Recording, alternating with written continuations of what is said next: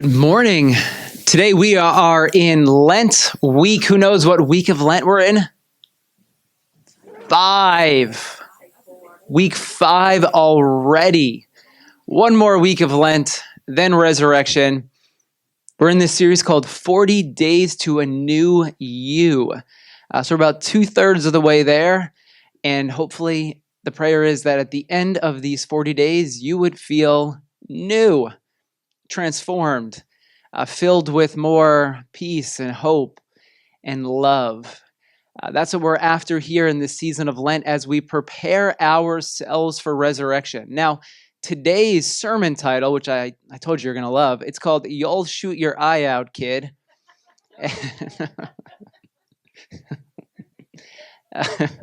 Who knows what movie reference this is?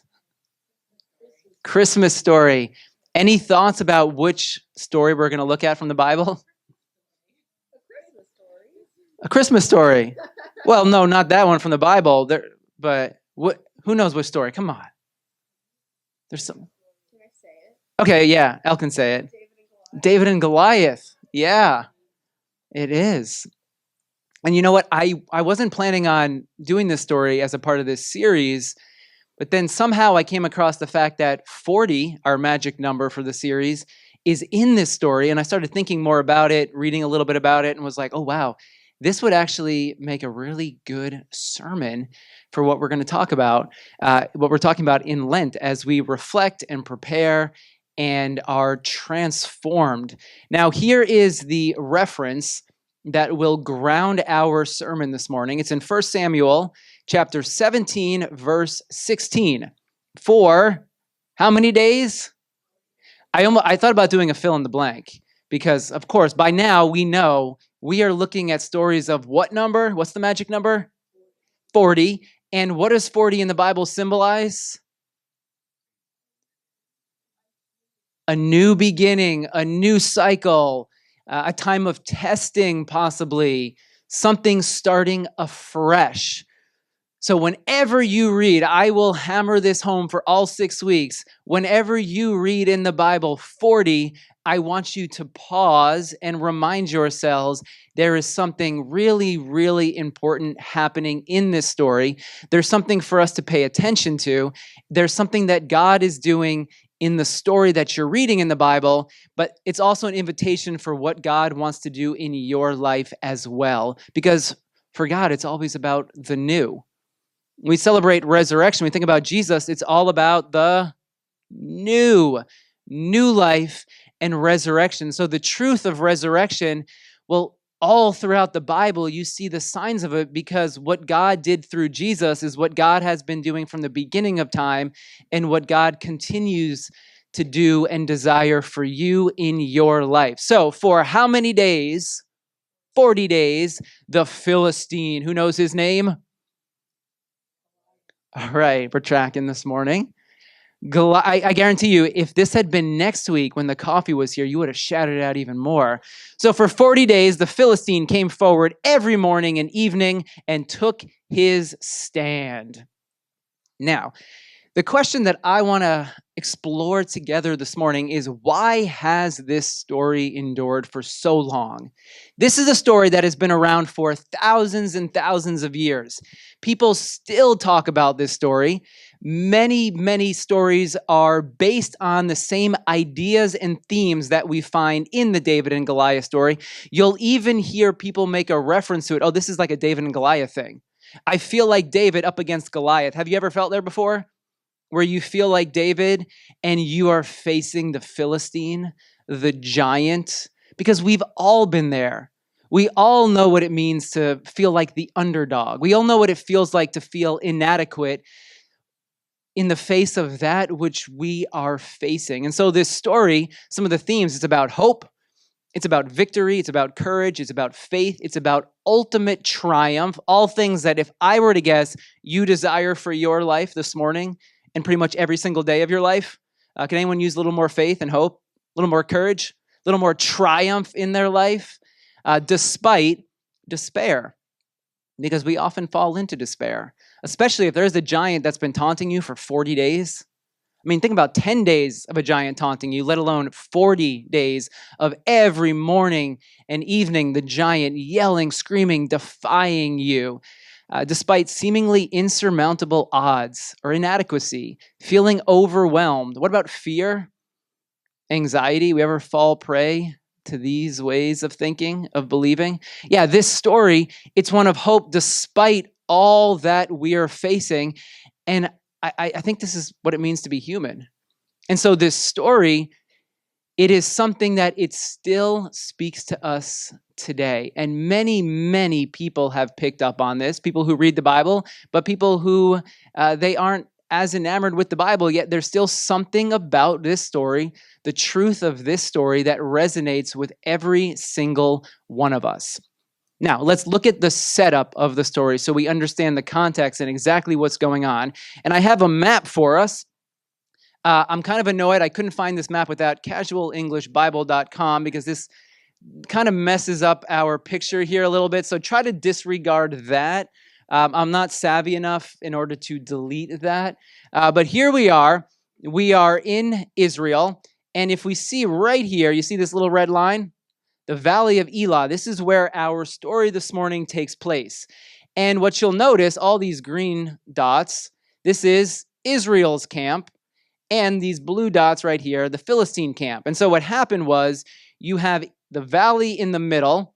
You have Israel camped on one side. You have the Philistines camped on the other side of this valley. And they're at a standoff. They're facing each other because the Philistines, they're the sea people. Philistine means sea people. So they are coming from the sea over here, maybe somewhere in Greece. They've kind of traveled down over this way. And this is sort of their land. See right here. Philistines live along the coast. So this is where they are. And the people of Israel, they live over here in the highlands. So in order to get to the highlands, in order to conquer the highlands, the Philistines have to travel this route. And so there's a standoff right here, Valley of Elah, where Israel's saying, we are not going to let you pass us because we don't want you to conquer us. But the Philistines, they want more land. And so they're passing through here, and this is where we pick the story up. So while they're in this standoff, there's a champion named Goliath. And he was from Gath, came out of the Philistine camp. His height was 6 cubits and a span. Anyone else, you measure your height in cubits? Go to the doctor, hey, how many cubits are you right now? His height, 6 cubits. He had a bronze helmet on his head. He wore a coat of scale armor of bronze weighing 5,000 shekels. On his legs, he wore bronze greaves, and a bronze javelin was slung on his back. His spear shaft was like a weaver's rod, and its iron point weighed 600 shekels. The shield bearer went ahead of him. Goliath stood and shouted to the ranks of Israel. Now, if we go back quickly here to this map, he would step down into the valley, and his voice, it would echo a bit. And he would just shout out to the entire Israelite camp. Why do you come out and line up for battle? Am I not a Philistine? Are you not the servants of Saul? Saul, king of Israel at this time. Choose a man, have him come down to me in the valley. If he is able to fight and kill me, we will become your subjects. But if I overcome him and kill him, you will become our subjects and serve us. Then the Philistine said, this day I defy the armies of Israel. Give me a man and let us fight each other. On hearing the Philistines' words, Saul, the king, and all the Israelites, because that's how it works. The one in charge sets the tone. The one in charge dictates how others will be feeling. Saul and everyone else, as they saw his example and saw how he responded to this champion, to Goliath, were dismayed and terrified. Now, this would have been common practice in the ancient world, where there is a champion, 2 armies are lined up ready to fight each other, but in order to minimize the bloodshed, a champion would emerge. and the two would fight each other. You actually see this, I believe it's in the Iliad. A champion would emerge, and then a champion from the other side would come out, and the two of them would face off against each other. They did this so that less people would be killed in battle. Whichever champion won, that was the army that would claim victory, and the other group would then serve them, be their subjects, pay taxes to them. This is probably what this is about. Now, what we're told, Goliath is 6 cubits and a span. This equals 9 feet, 9 inches. Now, really, really interesting fact about how we read our Bibles and the translations that you have. We do not have the original manuscript for 1 Samuel, where this story comes from. What we have scribes, people who have written from the original manuscript, the earlier manuscripts, and they're copying it down for other people to read. So when you read your Bible, oftentimes there are different traditions that are being looked at by the people who are interpreting the Bible, and then they are sort of merging the two together because sometimes there are a couple of differences. So when you read about 6 cubits, you're reading from the Masoretic text, which is just one of those traditions. But then there were scrolls of 1 Samuel that were discovered in Qumran with the Dead Sea Scrolls. Maybe you've heard about this before. It's like Bible History 201 or whatever you want to call it. Not 101, we're a little bit beyond that.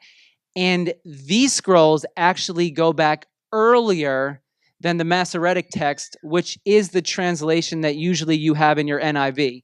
In the Dead Sea Scrolls, let me tell you why this is important, why we're going here this morning.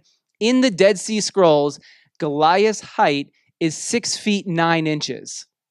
So in an earlier tradition, the giant is how tall? 6 feet. No, remember, Dead Sea Scrolls go back earlier.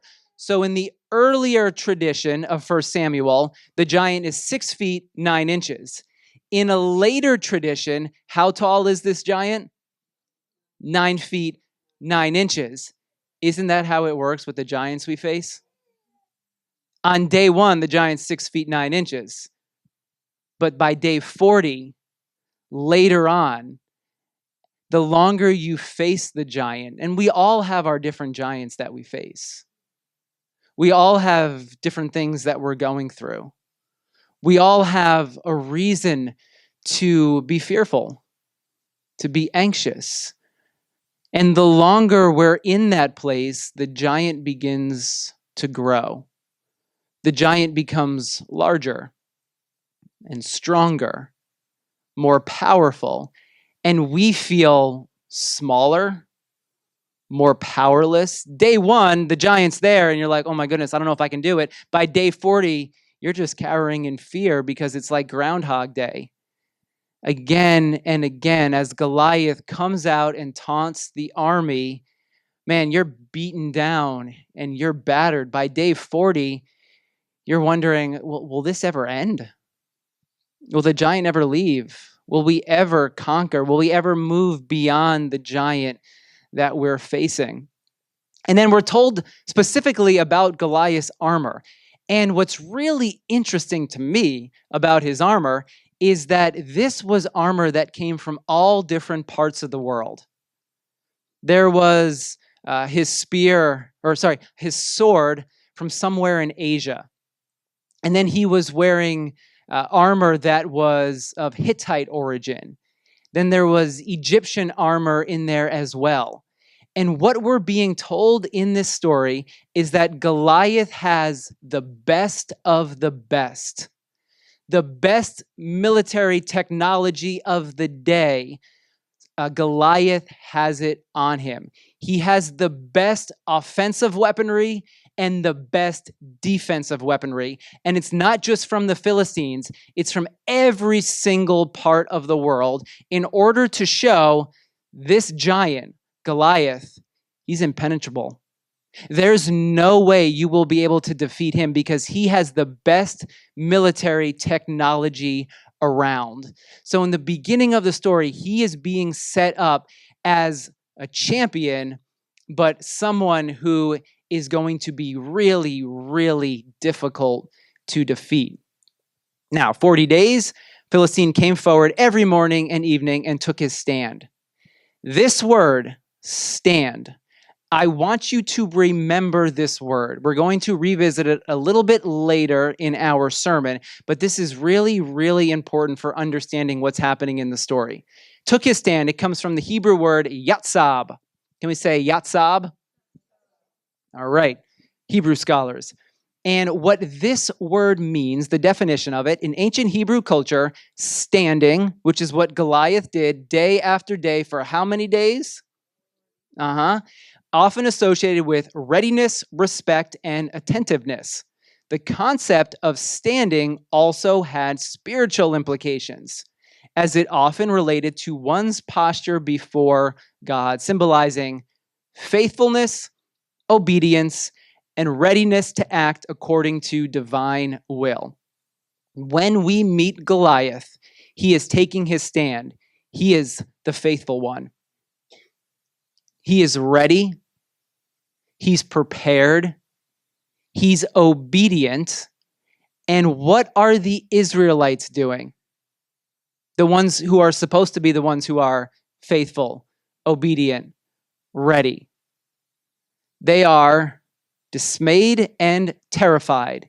The beginning of the story, Goliath is the faithful one. He's there day after day, ready and prepared, and the Israelites are hiding out in their camps. They're inactive, they're indecisive. I mentioned Groundhog Day earlier. It's the same thing over and over and over again. They wake up every morning, and instead of an alarm clock or their iPhone waking them up, it's Goliath shouting out at them for a champion to come forward. Have you ever felt like this in your life? You wake up every single morning, and the first thing you think about is the giant that you're facing. That obstacle in your path. The last thing that's in your head before you go to sleep at night is the giant's voice. And now it's become internalized. And it rolls around inside your head, and it beats you down, terrifies you, creates more anxiety and fear, and you begin to wonder, will I ever get out of this cycle? 40 days, and then a new cycle. See, this is the hope that God brings. But for the Israelites and for us, as we're caught in that cycle, it feels like what we're facing will never end. Now, the Israelites, they had been saying, everyone in the camp, they had been saying, do you see how this man keeps coming out? He comes out to defy Israel, the king. And here's the fairy tale aspect of this, because every single fairy tale is based on this promise. The king will give great wealth to the man who kills him. Not only that, he will give his daughter in marriage. You go slay the giant, you will receive riches beyond what you can imagine, and the king will give you his daughter. And for us who are coming up to April 15th, will exempt his family from taxes in Israel. See, tax day is coming for David and for us. And the king, if you go and slay the giant, you will have no taxes, you'll have all this money, and you shall receive the king's daughter in marriage. David comes down. He had been away from the fighting. He comes down to visit his brothers. He asked the men standing near him, hey, and this is funny. I don't know about you, but I find this actually really funny, these next couple of verses here. And I think that's what happens sometimes, and I've mentioned this before, but I don't know, maybe as I'm getting older or I read stories again and again, what I'm discovering is there's a lot of comedy in the Bible. There's things that should make us laugh, but we read the Bible so piously where we're like, you're like really stiff and rigid when you read the Bible because this is the holy book. But the people that are writing it, they're writing a story that you would have passed down orally. And if you're going to pass down a story orally, it has to have some good content to it. It has to make you chuckle and laugh. And so here, David asked the men standing near him because maybe he had already overheard what's going to happen, but he wants to hear it again. What will be done for the man who kills this Philistine, removes this disgrace from Israel? Who is this uncircumcised Philistine that he should defy the armies of the living God? So all the men repeated again, well, if you kill the giant, you're going to receive money beyond what you can imagine. You'll be able to marry the king's daughter, and you know what she looks like. And you're not going to have to pay your taxes. So that tax bill coming up, don't worry about it. It's going to be wiped clean. And so they told him this will be done. Now, when Eliab, David's oldest brother, heard him speaking with the men, another interesting fact about the story, David is the youngest of all the brothers, a very, very common theme throughout the Bible. Instead of the oldest being the champion, it's the youngest, the inferior, the one who shouldn't be at the top, who ends up rising to the top. Now, his older brother heard him speaking, and he burned with anger at David and asked, "Why have you come down here? With whom did you leave?" And here, this is really funny, those few sheep in the wilderness. Like those couple of sheep that you're taking care of, like you're insignificant, you don't matter. Those 2 or 3 sheep that you are, well, this is what I'm devoting my life to. But who did you leave those few sheep with? I know how conceited you are, David, and how wicked your heart is. You came down only to watch the battle. Now, what have I done? Said David. But me? What? He's like looking around. What have I done? Can I even speak? And then here, he turns away to someone else and he brings up the same matter. This is really funny. He's come down, he's asked, hey, what's the king going to do if you defeat the giant? His older brother hears about this. David's like, what have I done? Hey, what's going to be done to me if I go? What am I going to receive if I go kill this giant here? And the men answered him as before. Now, David is intrigued. David said to Saul, your servant has been keeping his father's sheep. When a lion or a bear came, carried off a sheep from the flock, I went after it, struck it, and rescued the sheep from its mouth. When it turned on me, I seized it by its hair, struck it, and killed it. Your servant has killed both the lion and the bear. This uncircumcised Philistine will be just like one of them, because he has defied the armies of the living God. The Lord who rescued me from the paw of the lion and the paw of the bear will rescue me from the hand of this Philistine. David saying, I'll go. I'll be your champion. And Saul said to David, go, and may the force be with you. Go, and may the Lord be with you. Yeah, these themes show up again and again in our modern movies. Then Saul dressed David in his own tunic. He put a coat of armor on him and a bronze helmet on his head. David fastened on his sword over the tunic, tried walking around because he wasn't used to them. I cannot go in these, he said to Saul, because why? I am not used to them. We'll return to this in a moment. So he took them off. Then he took a staff in his hand, chose 5 smooth stones from the stream, put them in the pouch of his shepherd's bag. With this sling, he approached the Philistine. Now this part right here, I love this part. Watch this. Watch what happens here. Meanwhile, the Philistine, Goliath, with his shield bearer in front of him, kept coming closer to David. And this is how we defeat the giants in our lives. Watch. He looked David over. He saw he was a little more than a boy, glowing with health and handsome. And he despised him. So the way you defeat the giants is you dress in your Sunday best. You get yourself all dolled up when you go face a giant, because then you shall distract the giant. Here's Goliath looking at David, and here's what he sees.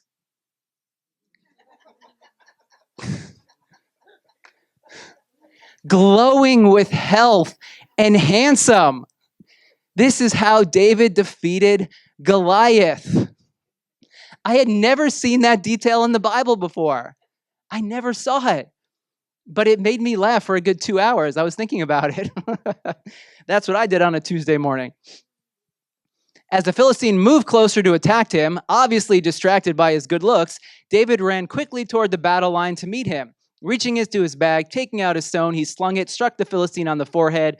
The stone sank into his forehead, and he fell face down on the ground. Thus ends the story of Goliath. Now, 3 lessons for us when facing giants. First, trust that you are not alone in your fight. We read this before. The Lord who rescued me from the paw of the lion, the paw of the bear, will rescue me from the hand of this Philistine. This was David's belief. He trusted that when he went to battle, when he went to fight Goliath, he would not be alone. He had experienced this presence of God in his life before, and he trusted that when he stepped forward into that valley, that presence would be with him. Now, I told you, remember this Hebrew word. What was the word? All right. Wow, you guys are tracking. I like it. It was Goliath who was ready, obedient, and faithful. In the New Testament, the word faith, or the word belief sometimes, it's the Greek word pistis. And it means pretty much the same thing as yetzab. It's something that's beyond just intellectual belief.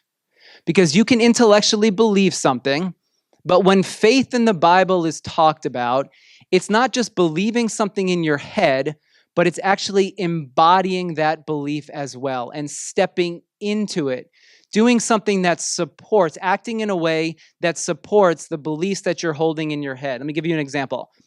This is a swimming pool, and this is very similar to the pool where our kids are currently taking swim lessons. We take them over to Pace University. They go into, it's an Olympic-sized pool. They have all the lanes. They have a shallow section where it's 4 feet, but then they swim their lap, and at the far end, it's 13 feet deep. Now, our kids are just learning how to swim. Obviously, for them to swim in a 13-foot deep pool, it's a little bit scary.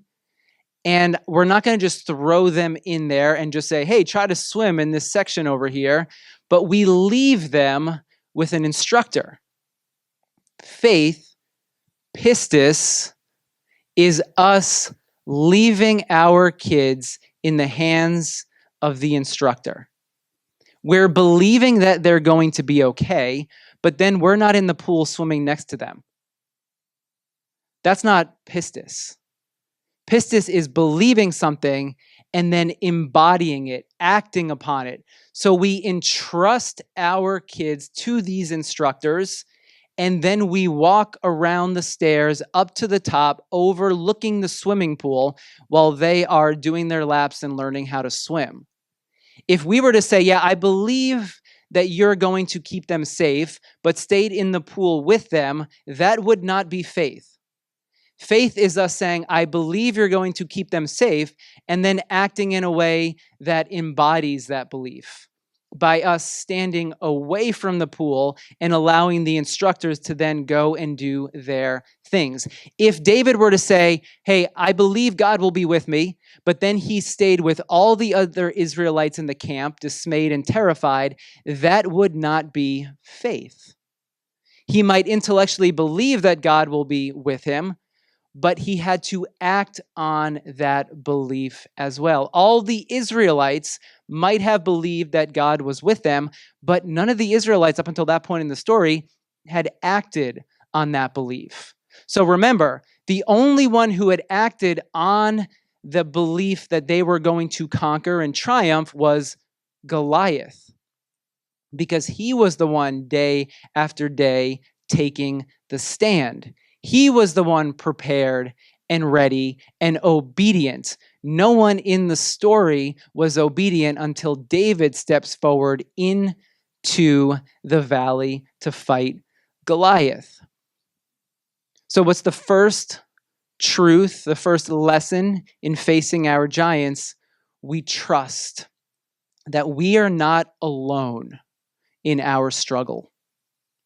We are not alone in the giant that we're facing. Faith is trusting that the presence of God is with you in what you're going through. And I've been thinking about this because 40 days, at the end of 40 days, it's a new cycle, but sometimes the giants we face, they go on longer than 40 days. 40 is a nice, neat, clean number, but the truth is, sometimes what you're facing, what you're going through, it's not resolved in 40 days. For some of us, the giants that we're facing, we're going to carry them with us until we die. We're going to be facing them day after day. And so how do we constantly get up and face the giant? How do we receive and live with hope in the midst of what we are experiencing and facing? We trust that we are not alone in what we're going through. It's having faith, courage, trust, hope, belief, despite the giant in front of you. Second lesson when facing giants, every giant has its vulnerability. Here's Goliath.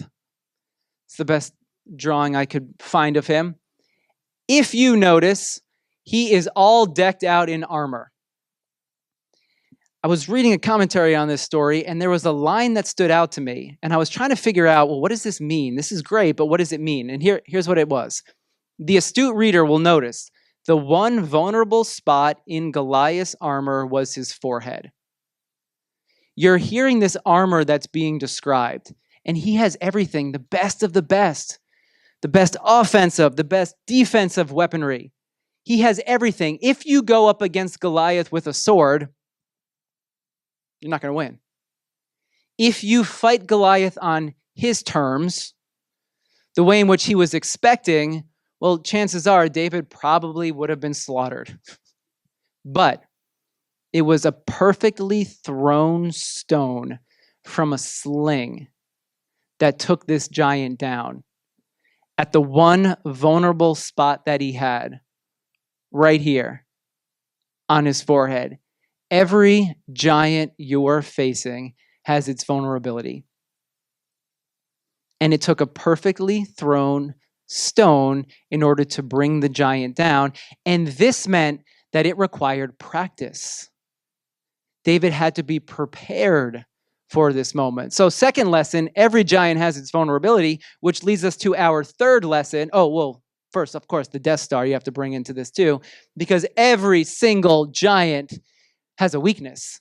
This massive Death Star, it had a weakness. And you would get those little X-Wings. Like if you were to take one of the bigger ships of the rebels and fight it against the Death Star, you would be destroyed. But a small little X-Wing with a farmer boy at the helm, using the Force, trusting that presence was with him, man, you would go through that channel and then you could fire those torpedoes right down this shaft and you could blow the entire Death Star up. Another classic story that uses David and Goliath in order to convey the same theme, which then means, I think this is 3, sorry.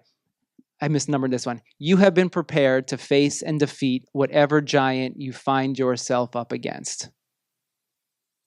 This is the third lesson that we find in this story. You have been prepared.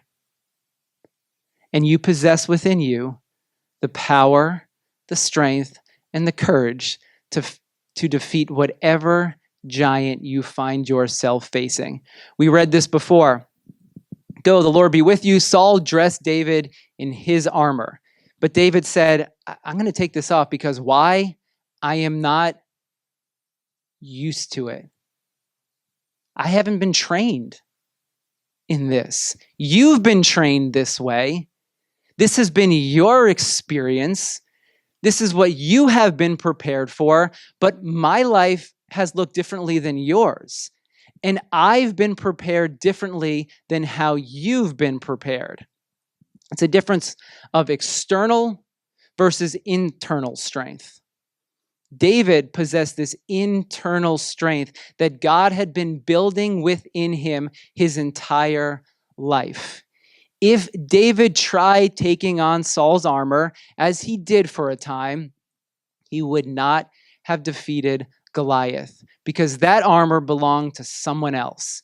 And sometimes when we're facing our giants, we're trying to take on everyone else's armor, everyone else's way of doing things. Well, that works for them and that worked for him. So let me try this. And sometimes that can be helpful. Of course, yes, it's good to learn from others, but the truth is the only way that you will overcome the giant you're facing is you look within. And you remind yourself of how God has been preparing you in your life. What's unique to you in God's story in your life? And by tapping into that is how you will overcome the giant and find its vulnerable spot. As we've been saying throughout this entire series, these 40 days in the desert, or these 40 days that we've been seeing, they are a time of examining, questioning, preparing. And for Jesus, the first story that we looked at all the way back in week 1, Jesus in the desert was choosing which truths would serve as the foundation of his life. As we are in Lent, this is the invitation for us. Just as it was for Jesus, as Jesus went into the wilderness to prepare for what came next, we ask ourselves, how have I been prepared to face the giants, the obstacles that are in front of me right now? Because chances are we all have obstacles. Some are bigger than others.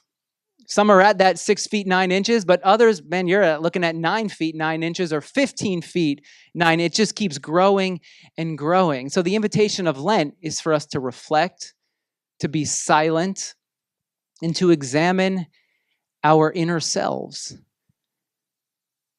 and reflect on how God has been preparing us to face this moment right now, and to trust the story that says you have been prepared for this. And everything that you need to face the giant you're up against, it's within you, because God's Spirit is present with you, bringing hope, courage, faith to every situation you face, even when it feels like you're up against insurmountable odds. So this story, a story of hope and courage, it reminds us, yeah, the giants are real and they're big, and you can't deny that. And it often leaves us terrified and fearful and anxious about what will happen. But this story shows us that as we step forward and as we tap into all that God has been doing within us, we will find the strength and the courage to overcome and to triumph and to move beyond the giants in our lives.